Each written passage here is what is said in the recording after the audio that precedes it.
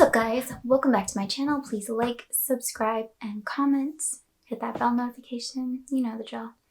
Okay, in today's video, I'm going to talk a little bit about empty and meaningless.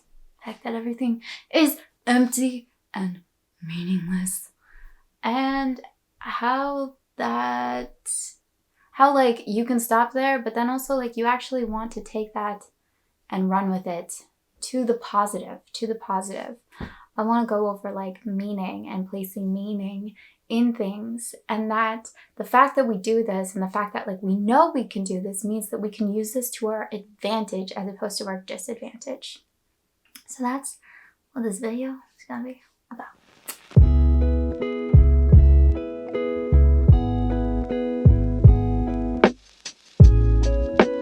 Alright, so what do I mean by like everything is empty and meaningless? What I mean is that nothing inherently in and of itself means anything. It's just neutral. It's absolutely neutral. And I mean, I think I'm going to go into this in another video, but I would even go as far to say that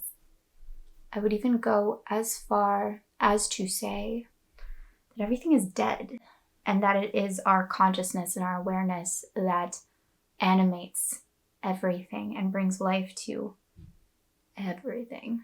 So that's like, whew. And I do want to go there at some point, but I want to do a little bit more research before I go there. But for now, let's just stick with meanings. That in and of itself, nothing means anything, but we give it meaning. So we paint the world, we divide the world, we do all of that. And this in and of itself, by the way, is very liberating if you have like a story that's been going on in your head about anything, just like something that someone did, and that means this. Or, you know, in my life, it's been really interesting with auditions, and this is like really what I want to get to, is it's been very interesting in that when I didn't get a part, I would usually make it mean that I didn't do a good audition, or I wasn't prepared enough, or it was something about me. But then talking to other actors, I found that a lot of them would be like, oh yeah, well, it's just because like my probably was too short or something. A lot of them actually did have that mindset, and I couldn't even grasp how they were like so confident knowing that that's how the industry worked, I guess. That's what their mind would immediately go to. Now, why didn't I get the part? I don't know. Who knows? I probably will never know. And maybe even the director who decided it doesn't really know. It was just, I don't know, we went that way. Who knows? We went that way. So looking for meanings, looking for answers, looking for reasons, there is no like bottom, you know? It's turtles all the way down. It's that we give it a bottom. We say, this is where it stops. This is what it was. This is what it was. This is what it meant. So if you can get that everything is empty and meaningless, this is very liberating, because then I can be like, oh no, it doesn't mean anything that I didn't get the part. Let's say this. I want to stop using this because I want to stop saying like I didn't get the part. But anyway, what can I switch it to? It doesn't mean anything that the Subway sandwich artist messed up my sandwich and put mayo, and I wanted mustard. So yeah, that doesn't mean anything, but someone might be like, and I had a friend who got some like mac and cheese from a mac and cheese truck, and I guess he was shortchanged when he got his change back. And this guy was like, yeah, he did that on purpose. He obviously he did that on purpose. That's what people in the service, and I worked in the service industry. He was like a chef. So he's like, I worked in the service industry. Like, that's what they do.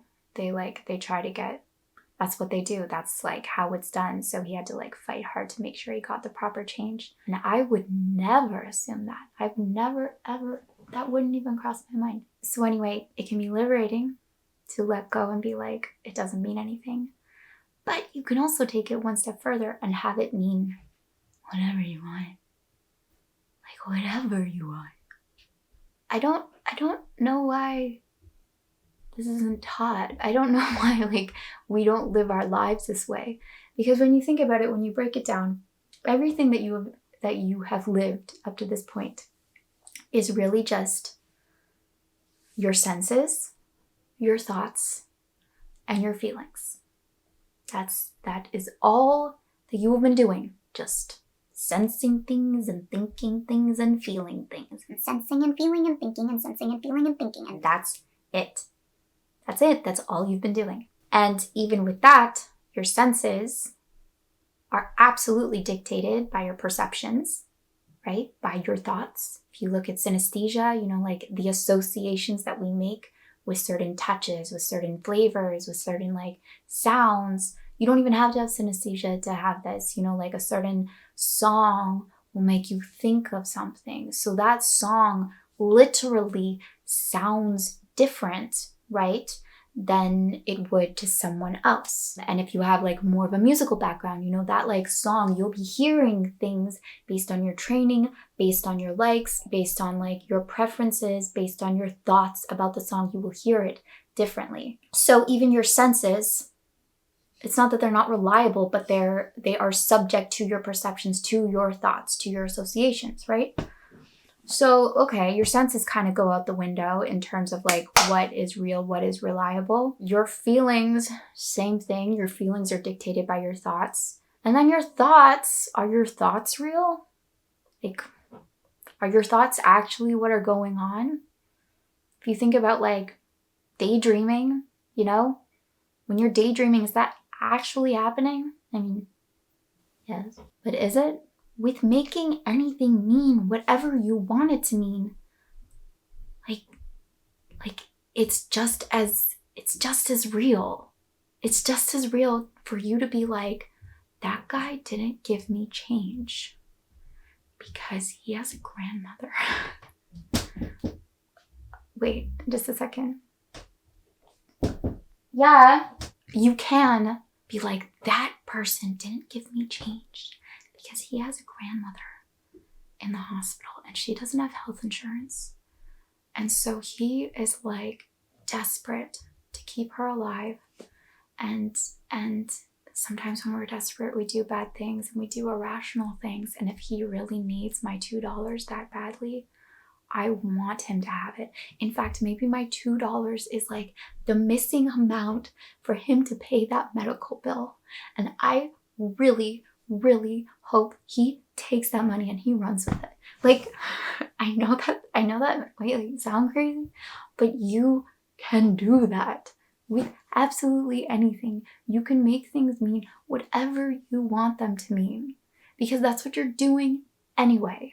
You're doing it anyway. You're just typically doing it based on what you've experienced in the past, as opposed to creating something new or something exciting or something that makes you feel good. You're just resorting to the most natural knee-jerk reaction. Another thing with having a dream or having a goal or having a desire with this is people like to look for signs. And I've always been like, what's going on there?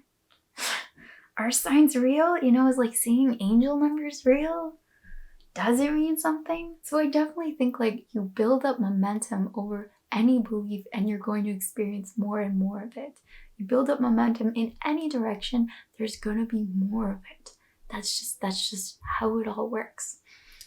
So if you really think that seeing angel numbers means that you're like onto something, that you're awakening, or that you're I don't know what you think it means. It's the end of days. I don't know what you think it means. You're going to see more and more of that. And it's going to continue to give you thoughts and feelings and perceptions and events and conversations and words that is going to lead to that thing, right? Because you're ascribing the meaning to it. And that's all a sign is. That's all a sign really is. That's all a symbol really is. Now, like, are there universal symbols? I would say yes and no. And if you think of like it being universal, I mean, it's very, how do I put it? Like there was a video I talked about a river, you know, and water. And that water is very symbolic of many different things. But it does mean different things to different people. And that's why it's like always important to check in with you, like what you think it means, what you would have it mean. But I would say like a river, water is very like cleansing, you No, first of all, we wash ourselves. So because human beings have pretty much always washed themselves, water is going to mean that for most humans because they associate that with it. Butterflies, we know they transform. So butterflies, it's just like we literally have seen this. We know like caterpillar, cocoon, butterfly, we see this. But if you have a dream or a desire, again, you can use this knowledge and you can just have everything mean that it's coming, that it's happening, that you're getting what you want. You don't have to be like, is it happening? Is this a good sign? Because when you do that, what you're actually creating more of is questioning and doubting and wondering and not being sure. That's when whatever you like embody, whatever you like spend your energy into, you know, you're going to be getting more of that. So questioning and being like, oh, is this a sign? What does this mean? You're just going to get more of that confusion and doubt. Be more creative, basically, is what I'm saying, in your interpretation of events in your life, in what you see and what you feel and what you hear. Be more creative and have it always be working out for you. And when you do this, it's amazing and life becomes fun. Life becomes like a treasure hunt. That's my like little nugget for you today. And I know that helped some of you out. I know that helped all of you out. I also wanted to put like a little tag at the end of this. I am like deep down the rabbit hole of law of attraction and law of assumption. And I guess I have this perception that like maybe my viewers aren't into that or wouldn't be into that. And so I don't want to like, I'm almost like afraid to use the word law of attraction because I think it has a negative connotation to certain people. But it's really what I have been delving into and like, anyway, so I just wanted to test the waters and see how you guys would be about me posting more information about that kind of thing. Okay. So let me know. I love you.